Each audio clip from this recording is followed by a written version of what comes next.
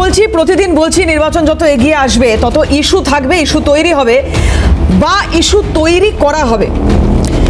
যাই হোক, যে পরিস্থিতি এই মুহূর্তে রাজ্যে চলছে, একদিকে এসআইআর নিয়ে কথা তো ডেফিনেটলি বলবো আজকে, পাশাপাশি কথা হবে বেলডাঙায় পরিযায়ী শ্রমিকের মৃত্যু আর তার পরবর্তী পরিস্থিতি কি চলছে এখন সেখানে। আর এই সব কিছুর মধ্যে মাননীয় মুখ্যমন্ত্রী মমতা বন্দ্যোপাধ্যায় তিনি নর্থ বেঙ্গল গেলেন, সেখানে মহাকাল মন্দিরের শিলান্যাস অনুষ্ঠান, এবং সেই অনুষ্ঠানে যাওয়ার আগে বেশ কিছু মন্তব্য করলেন।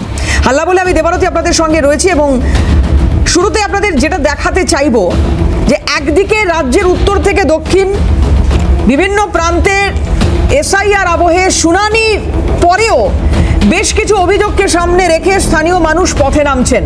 কখনো সেই জায়গাটার নামটা হয়ে যাচ্ছে মাটিয়া, কখনো সেই জায়গার নাম হয়ে যাচ্ছে চাকুলিয়া। কিন্তু এই আবহেই বেলডাঙায় এক পরিযায়ী শ্রমিকের মৃত্যু হলো।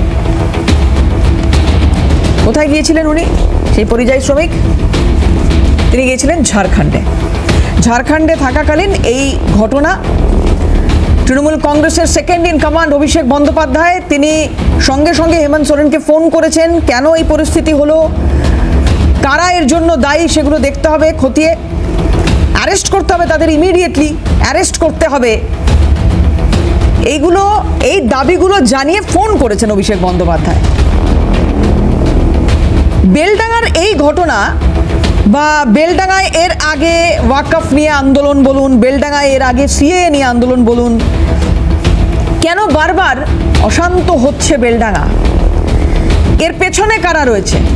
এর পেছনে কি যে আজকে আইন শৃঙ্খলা নিয়ে যদি কথা হয় বা কথা ওঠে বা কেউ প্রশ্ন করেন, তাহলে সেই আইন শৃঙ্খলা পরিস্থিতি যদি আজকে এই জায়গায় আসে, তাহলে সেটা কি কেউ উদ্দেশ্য প্রণোদিতভাবে করার চেষ্টা করছে বাংলাকে মেলাইন করতে?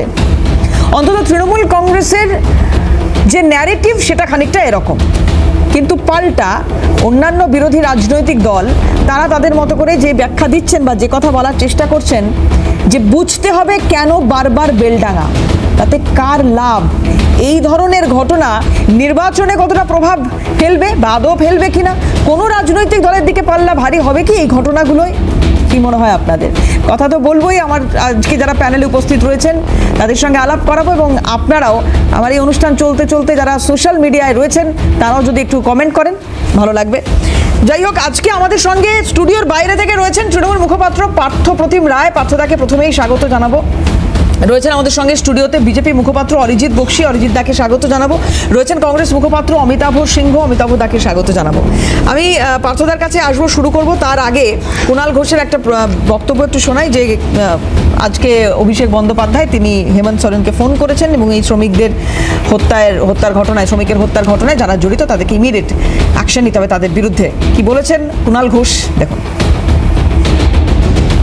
আজকে অভিষেক ব্যানার্জি ফোন করে বলেছেন ঝাড়খণ্ডের মুখ্যমন্ত্রী হেমন্ত সোরেনকে, যারা এই বেলডাঙার এই খুনে জড়িত প্রত্যেককে অ্যারেস্ট করতে হবে। এবং তারপরে এখানে যখন মানুষের মধ্যে সেই উত্তেজনা বা আবেগটা কাজ করছে, সেটাকে উস্কে দিয়ে এমন গন্ডগোল করা হচ্ছে, তাতে এরা যেমন চেষ্টা করছে এই ভেদাভেদের রাজনীতিটাকে বাড়াবার, সোজা বাংলায় ওই যারা প্রভোগ করছে তারা রাজ্য সরকারকে বিড়ম্বনায় ফেলার জন্য আপনাদের ব্যবহার। অভিষেক বন্দ্যোপাধ্যায় ফোন করেছেন, কুণাল ঘোষ যে কথা বলছেন, কিন্তু এই ঘটনা ঘটালো কারা, যে কথা আমি কিছুক্ষণ আগেই বলছিলাম। পার্থদার কাছে যাওয়ার আগে আরেকবার একটু মমতা বন্দ্যোপাধ্যায়ের একটা প্রতিক্রিয়া শোনাতে চাইব। কারা ঘটালো, এর পেছনে কারা রয়েছে, কোন উদ্দেশ্য রয়েছে এই ঘটনার? আজকে শুক্রবার, জুম্মাবারে নামাজ পড়তে যাচ্ছে কেউ কেউ, আর সেখানে এই ধরনের ঘটনা কোনো রাজনৈতিক অভিসন্ধি থেকে ঘটছে কিনা সেই প্রশ্ন তুলেছেন মাননীয় মুখ্যমন্ত্রী। কি বলেছেন শোনাই। মাইগ্রেন্ট লেবারদের উপর যে অত্যাচার হচ্ছে, প্রত্যেকটা কেস আমরা টেক আপ করছি, এফআইআর হয়েছে প্রত্যেকটা, আমরা অ্যারেস্টও করব, অ্যারেস্ট আমরা করছি এবং করব। মাইগ্রেন্ট ওয়ার্কার যাদের উপর অত্যাচারিত হচ্ছে, সব পরিবারকে আমরা সাহায্য করছি, করব, কিন্তু যা করছে সেটা অন্যায়, এবং এটা বিজেপি রাজ্যগুলোতে হচ্ছে। তাহলে বিজেপি বাংলায় কি করে বলে যে আমাদের ভোট দিন, যেখানে অন্য রাজ্যে বিজেপি আছে, বাংলা বললেই তার উপর অত্যাচার করা হচ্ছে, সেখানে তারা কি করে আশা করে যে বাংলার মানুষ ওদের পাশে থাকবে? নির্লজ্জের দল একটা। বেলডাঙা আপনারা জানেন কাদের কাদের প্ররোচনা আছে, আমি আর নতুন করে বলতে চাই না। ফ্রাইডে জুম্মাবার পবিত্রবার, যেমন শিবেরও বার, মা দুর্গারও বার, সন্তোষীমাতারও বার, তেমনি ফ্রাইডে জুম্মার নেওয়া যায়। এখন যখন দুর্গাপুজো দেখতে এসছে কোটি কোটি লোক, সেখানে আপনি যদি একটা মাইক লাগিয়ে দেন তাহলে সবাই শুনবে। তো ফ্রাইডে জুম্মাবার এমনি সংখ্যালঘুদের কাছে একটা সেন্টিমেন্ট আছে, সেখানে সবাই ফ্রাইডে জুম্মার নামাজ করতে এসছে। এখানে কেউ কেউ যদি তার রাজনৈতিক চরিতার্থ করবার জন্য উস্কে দেয়, কারা উস্কে দিচ্ছে পার্থদা?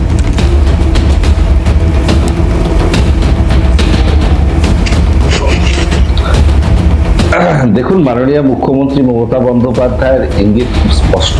কেউ কেউ রাজনৈতিক ডিভিডেন্ড সেখানে পেতে গিয়ে এই বিষয়টাকে তারা এনক্যাশ করতে চাইছে, এবং পরিযায়ী শ্রমিক মারা গিয়েছে বাংলার বাইরে, বাঙালি শ্রমিক, সেটা যে রাজ্যেই হোক, বিজেপি শাসিত রাজ্যেই হোক আর অবিজেপি শাসিত রাজ্যে হোক, প্রতিবাদ প্রয়োজন। প্রশাসনিক উদ্যোগে যে ব্যবস্থাগুলো নেওয়া দরকার সেগুলো রাজ্য সরকার প্রতিনিয়ত নেয়, কিন্তু কেউ যদি অবরোধের নামে, প্রতিবাদের নামে ভাঙচুর করে, অগ্নিসংযোগ করে বা বিরূপ প্রতিক্রিয়া তৈরি করে তাদের নিজেদের রাজনৈতিক ফায়দা তুলতে চায়, সেটা যেই হোক না কেন তাদের বিরুদ্ধে অ্যাকর্ডিং টু পুলিশ বা অ্যাকর্ডিং টু আইন ব্যবস্থা নেওয়া হবে।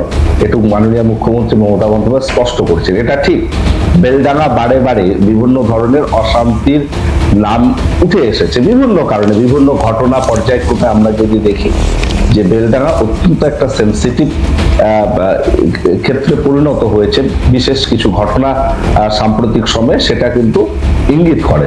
তো সেই জায়গায় দাঁড়িয়ে সকল মানুষকে যেমন সংযত হতে হবে, ইনস্টিগেট করার কোনো জায়গা নেই, তেমনিভাবে প্রশাসনও কিন্তু নজরদারি রাখছে। তা সত্ত্বেও কিছু মানুষ সময়কে বেছে নিয়ে তারা যেভাবে একটা বিশৃঙ্খল পরিস্থিতি তৈরি করলো, এটা অনভিপ্রেত শুধু নয়, এর পেছনে বাংলাকে, পশ্চিমবঙ্গ বর্তমান সরকারকে মেলাইন করা একটা সংগঠিত প্রয়াস আছে বলে আমরা মনে করছি।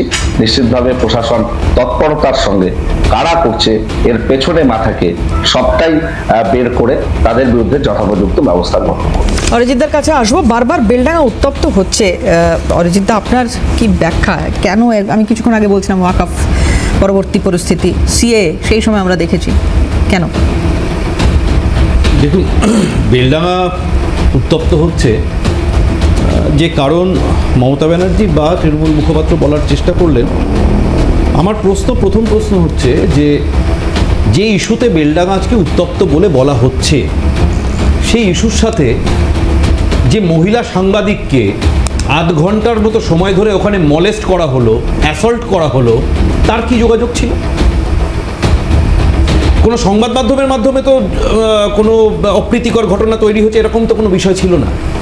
এবং সামনে হিউজ পুলিশ কন্টিনজেন্ট, বিশাল পুলিশ বাহিনী দাঁড়িয়ে আধ ঘন্টা ধরে একটি মানে যথেষ্ট নামকরা মিডিয়া হাউসের একজন মহিলা সাংবাদিক, তিনি সেখানে নিগৃহীত হলেন, মলেস্টেড হলেন, পুলিশ দাঁড়িয়ে দাঁড়িয়ে দেখল। মুখ্যমন্ত্রীর নিজের বক্তব্যের মধ্যে লুকিয়ে রয়েছে যে কেন বেলডাঙ্গা অশান্ত হচ্ছে। আমি ওনাকে কোট করতে চাই, কি কথাগুলো বললেন আপনি দেখালেন।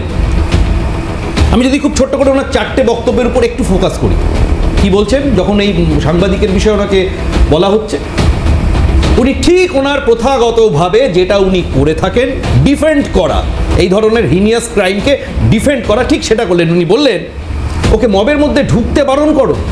অর্থাৎ একজন সাংবাদিক একটা ঘটনা কভার করতে গেছে, তিনি মবের মধ্যে যাবেন না, তিনি ঘটনাস্থলে যাবেন না, তিনি ঠান্ডা ঘরে বসে ঘটনার রিপোর্টিংটা কভার করবেন, ইনসিডেন্টটা কভার করবেন, এটাই বলতে চাইছেন। ঠিক যেভাবে তিনি বলেছিলেন IIM এর ঘটনার পর রাত্রিবেলা 8টার পরে বেরোতে বারণ করো, ঠিক যেভাবে পার্ক স্ট্রিটের ঘটনার পর ওনার দল থেকে কথা এসেছিল খদ্দেরের সাথে বচসার এফেক্টে কিছু হয়েছে কিনা, ঠিক যেভাবে হাসখালির পর বলেছিলেন খোঁজ নিয়েছো যে অ্যাফেয়ার ছিল কিনা, প্রেগনেন্ট ছিল কিনা, এক রিদমে তিনি কথাগুলো বললেন। কিন্তু শুধু এটুকুনি নয়, এই যে আপনি প্রশ্নটা করলেন না যে কেন বেলডাঙ্গা, বারবার ওনার বক্তব্যের মধ্যে উত্তর লুকিয়ে রয়েছে। উনি কন্টিনিউশনে কি বললেন, উনি বললেন ব্যাপারটা আমার হাতে নেই, আমি তো করাইনি। প্রথমত একজন পুলিশ মন্ত্রী, মুখ্যমন্ত্রী তথা পুলিশ মন্ত্রী দাঁড়িয়ে বলছেন যে আমি তো ব্যাপারটা করাইনি, আমার হাতে নেই। এটা ওনার ব্যর্থতা উনি নিজে ঘোষণা করলেন। আর সাথে আমাদের প্রশ্ন রইল কোন কোনগুলো আপনি করিয়েছেন তার উত্তরও আপনি মানুষের কাছে রাখবেন আগামী দিনে। না তার কিন্তু সাথে কি উস্কানির বলছেন? কথা যেটা বলছেন অরিজিৎ আমি সেটা একটুখানি আসতে চাইবো। উস্কানি কারা দিচ্ছে উস্কানি? দেখুন, উস্কানি তো আপনি যে অ্যাঙ্গেলটা বলতে চাইছেন আমি উত্তর দিচ্ছি। তার আগে ছোট্ট করে শুধু বলে দিই যে মমতা ব্যানার্জি নিজে ইনস্টিগেট করছেন। কি বলছেন উনি বলছেন জুম্মাবারে ওরা এমনিতেই জমায়েত হয়, প্রোগ্রাম করে। আরে একটা আনরুলি মব ঝাড়খণ্ডে যে ঘটনা ঘটেছে আমরা তীব্র নিন্দা করি এবং আমরাও আগ্রহ রাখি যে ইমিডিয়েট দোষীদের শাস্তি চাই, চূড়ান্ত শাস্তি হোক। ঝাড়খণ্ড সরকারের কাছে আমাদেরও আগ্রহ রয়েছে, আমাদের নেতৃত্ব বারে বারে বলেছেন। যে বিজেপি শাসিত রাজ্যগুলোতে এই মাইগ্রেন্ট ওয়ার্কাররা আক্রান্ত হচ্ছেন বা মৃত্যুর ঘটনাও ঘটেছে, সেই জায়গাগুলোতে এত তৎপরতার সঙ্গে চেয়েছেন। ঝাড়খণ্ড কি বিজেপি শাসিত নয় বলেই তো চাইছেন। আমরা তাই নাকি? প্রত্যেকটা ক্ষেত্রে বলেছি যে যেখানে এই ধরনের ঘটনা ঘটবে সেটাই নিন্দনীয় এবং দোষী, ক্রাইম, এটা একটা ক্রাইম। যদি কারোর হত্যা হয় থাকে, যদিও ঝাড়খণ্ডের ঘটনাটা কি ঘটেছে পুরো পরিষ্কার নয়, তবুও যদি যেখানে হয় ভারতবর্ষের যে কোনো প্রান্তে যদি কোনো মোটিভেটেড হত্যা, যে কোনো হত্যা হয়ে থাকে সেটা অবশ্যই ক্রাইম, তার বিচার আইনগত পদ্ধতিতে হওয়া উচিত, সে যেই হোক না কেন। কিন্তু যখন উনি বলছেন যে এই আনরুলি মবটাকে অ্যাড্রেস করতে গিয়ে, যে মবটা সকাল থেকে বিকেল পর্যন্ত লক্ষ লক্ষ রোগী এবং সাধারণ মানুষকে হয়রানি করলো, তাদের ডিফেন্ড করতে গিয়ে যখন উনি বলছেন যে মন্দিরে যখন লক্ষ লক্ষ মানুষ যায়, ভোলে বাবা পার, আমি পড়ছি, আমি কোট করে আমি লিখেছি উনি যেটা বলেছেন, মন্দিরে যখন লক্ষ লক্ষ মানুষ যায়, ভোলে বাবা পার লাগায়া যায়, দুর্গা পুজোয় যায়, আমি কি তাদের আটকাতে পারি? ওটা তো স্বতঃস্ফূর্ত। উনি বলুক কোন দুর্গা পুজোয় এই ধরনের নিগ্রহের ঘটনা সাংবাদিককে ঘটেছে, কোন ভোলে বাবা পার লাগায়া যায় মিছিল থেকে এই ধরনের ভারত বিরোধী মন্তব্য এবং স্লোগান উঠেছে, কোন দুর্গাপুজোর মঞ্চ থেকে বা কোনো মন্দিরে যখন লক্ষ লক্ষ মানুষ যায় সেখান থেকে সাম্প্রদায়িক উস্কানি উঠেছে। আমরা পরিষ্কার বারে বারে বলেছি, আপনি এলাকাটা খেয়াল করুন, বেলডাঙ্গা, যে বেলডাঙ্গা কিছুদিন আগে খবরের শীর্ষে এসেছিল কি জন্য? বাবরি মসজিদের শিলান্যাসের জন্য। আমরা সেদিন থেকে বারে বারে বলেছি এই বাবরি মসজিদ, এই হুমায়ুন কবির, এরা মমতা ব্যানার্জির বি টিম, মমতা ব্যানার্জির প্রত্যক্ষ প্ল্যানিংয়ের একটা পার্ট। বিগত 15 বছর ধরে যেভাবে মুসলিম সমাজ এদের সংখ্যালঘু ভোট ব্যাংকে পরিণত হয়েছে, যেভাবে মুসলিম সমাজ আর্থিকভাবে অনগ্রসর, যেভাবে মুসলিম সমাজ সম্পূর্ণভাবে শিক্ষাক্ষেত্রে পিছিয়ে রয়েছে, সেটাকে ঢাকার চেষ্টা ছিল হুমায়ুন কবির বাবরি মসজিদ। আজকে যে ঘটনা ওই জায়গাতেই ঘটলো, সেই বেলডাঙ্গা, সেদিনও বাবরি মসজিদের শিলান্যাসের বাহানায় সেদিন রাস্তা আটকানো ছিল, আজকে ঝাড়খণ্ডের ঘটনাকে লক্ষ্য করে রাস্তা আটকানো। কিন্তু